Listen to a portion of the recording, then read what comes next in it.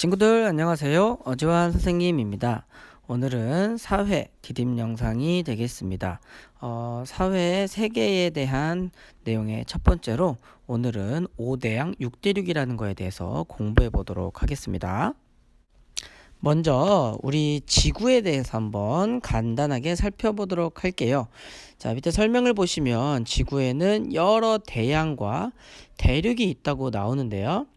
대양은 세계에 많은 바다가 있잖아요. 그 중에서 정말 특히 넓고 큰 바다를 묶어서 우리가 대양, 큰 바다다라고 부르는데, 이 대양이 차지하는 넓이가 지구의 약 70% 정도라고 하는 거는 많은 친구들이 알고 있을 겁니다. 나머지 30%는 육지로 되어 있는데요. 그게 바로 대륙이 되겠죠.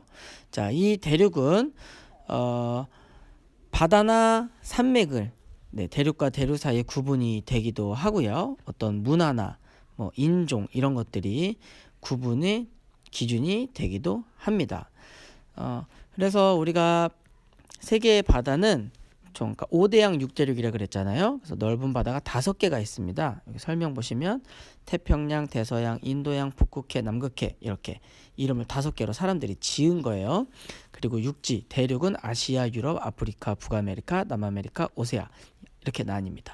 그래서 이걸 5대양 6대륙이라고 부른다가 아니라 부르기도 한다라고 되어 있습니다. 왜 부르기도 한다라고 하는 걸까요?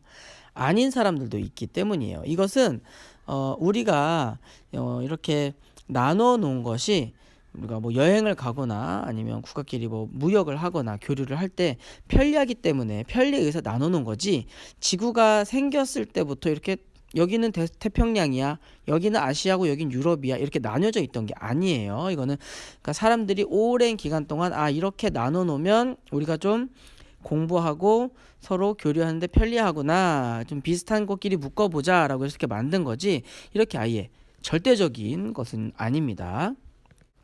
자, 그럼 이번에는 오랜 기간 동안 사람들이 나눠 놓은, 가장 많은 사람들이 나눠서 쓰고 있는 5대양 6대륙에 대해서 조금 자세히 살펴보도록 할게요. 먼저 지구의 70%를 차지하는 바다에 대해서 먼저 살펴보도록 하겠습니다. 자, 그 전에 이 지구가 지금 요 종이에 표면에 표시가 되다 보니까 둥글게 표시가 안 되고 이렇게 평평하게 표시가 되어 있는데요. 사실 지구는 둥글기 때문에 끊어진 부분이 없죠. 지금 오른쪽 가면 끝, 왼쪽도 끝이라고 표시가 되어 있지만 사실 이 두 부분은 연결이 되어 있다고 우리가 생각할 수가 있죠. 그리고 지금 가운데가 이쪽 오세아니아 아니면 이쪽 한반도, 중심이 이쪽으로 표시가 되어 있는데 이건 나라마다 다를 거예요. 우리나라는 우리나라를 중심으로 생각을 할 거고요. 미국은 미국 중심대로 생각하겠죠. 호주는 호주 중심대로 생각하고 유럽은 유럽 중심대로 아마 생각을 할 겁니다. 그래서 중심이 없다, 그리고 끊어진 부분이 없다 하는 것을 여러분들 알고 계시고요. 먼저 인도양을 살펴보도록 하겠습니다. 요 뾰족한 세모난 부분, 아시아 밑에 있는 부분이 인도거든요. 그래서 이 부분을 우리가 인도양이라고 부르고요. 인도양은 아프리카, 남아시아, 오세아니아 등에 둘러싸여 있대요. 보시면 아프리카, 아시아, 오세아니아에 있는 부분이 인도양이죠. 자, 그리고 그 오른쪽으로 가면 태평양이 있습니다. 태평양 정말 넓죠. 아시아, 오세아니아, 북아메리카, 남아메리카 부분인데요. 자, 세계 최대의 대양입니다. 가장 넓은 바다가 바로 이 태평양인 거예요. 이 태평양이라는 말 자체가 정말 넓은 바다라는 뜻이에요. 자, 그 오른쪽으로 하면 대서양이 있는데요. 북아메리카와 남아메리카가 인접해 있고, 그 오른쪽은 또 어디랑 연결되어 있죠? 바로 왼쪽 끝, 유럽, 아프리카와 연결되는 이 부분을 우리가 대서양이라고 부릅니다. 이 부분 4개 대륙에 연결되어 있는 부분이고요.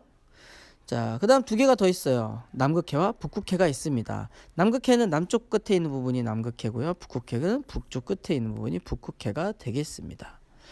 자, 그럼 이제 6개의 대륙에 대해 살펴보도록 할게요. 우리나라가 속한 아시아부터 살펴보면, 자, 노란색으로 표시된 부분이 우리나라는 여기 있는데요. 일본과 같이 여기 보이시죠? 가장 넓은 땅입니다. 대륙 중에서 약 30%를 차지한다고 하고요. 자, 우리나라가 속해 있는 아시아가 가장 큰 대륙입니다. 자, 그 왼쪽을 보면 유럽하고 이제 아시아는 붙어 있는데요. 보라색으로 표시된 유럽은요, 바로 이런 곳입니다. 땅은 좁지만 많은 나라들이 모여 있는 곳이에요. 유럽, 독일, 프랑스, 체코, 이탈리아, 여러분들 많이 들어본 영국 이런 나라들이 많이 모여 있습니다. 자, 그다음 바로 그 밑으로 가면 아프리카라고 있는데요. 아프리카는 아시아 다음으로 큰 대륙이라고 합니다. 매우 더운 곳이죠. 자, 아시아 밑으로 가면 오세아니아가 있습니다. 오세아니아는 여러분 잘 알고 있는 호주, 오스트레일리아라고 하죠. 뉴질랜드, 남태평양 지역의 섬들로 이루어져 있습니다. 남태평양은 어디냐면 태평양에서 약간 남쪽 부분, 이쪽을 우리가 남태평양이라고 불러요. 자, 그리고 오른쪽으로 쭉 태평양을 건너서 우리나라에서 건너서 가보면 북아메리카와 남아메리카가 있는데요.